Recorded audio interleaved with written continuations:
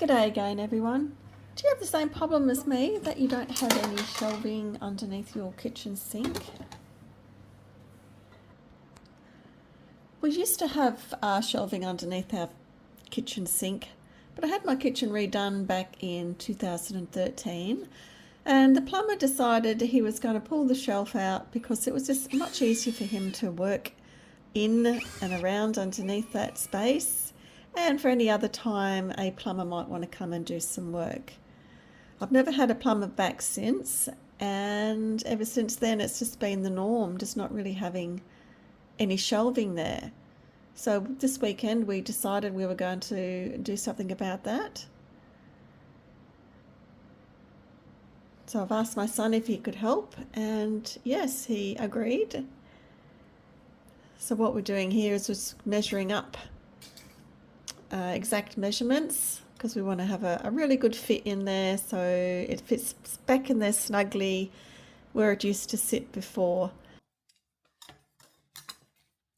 So we're just taking the time to measure up properly and transferring those measurements onto the board.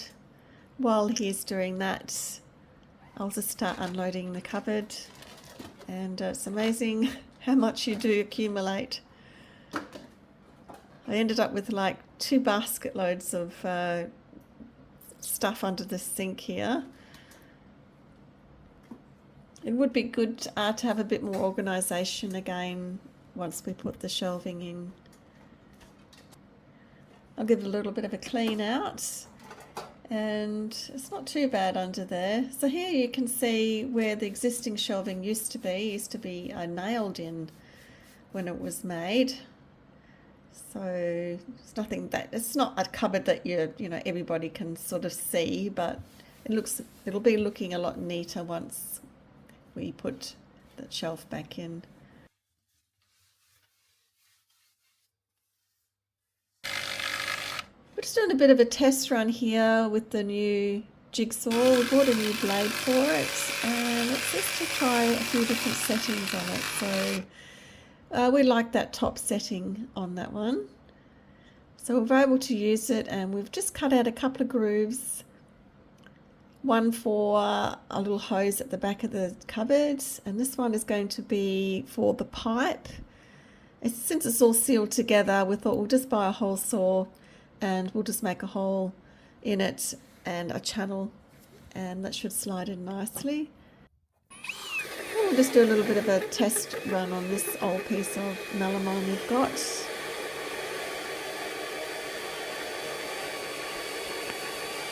It seems to have done a really nice, neat job. Once we flip it over, it'll have a nice, smoother edge on it.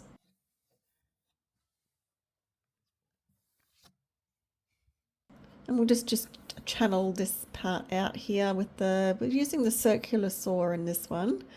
We find that the circular saw is actually a lot better to use. It gives a much neater finish, and if you flip the board over, you'll get the nice finish on the other side. So here we'll take it inside and pop it in there.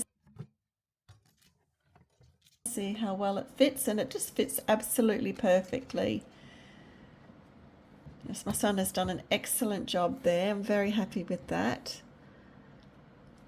And we'll just use a few of these little metal lugs here and just screw those into the wall and sit the shelf on that, so it should fit really nicely.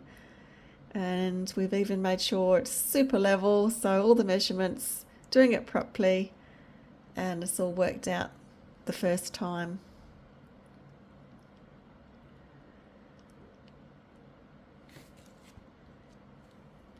So this is what it all looks like. We popped the doors back on. A little bit of clutter there that we've put up with for years. And voila! How neat and awesome is that? Thanks very much to my son for doing that job for me. So these are a few of the AEG products that we used. We really enjoy using AEG products, especially that circular saw, like I mentioned. It did a really good job cutting that. A very nice, smooth, straight line. It didn't sort of cut into the wood too much and make it all sort of jagged and horrible.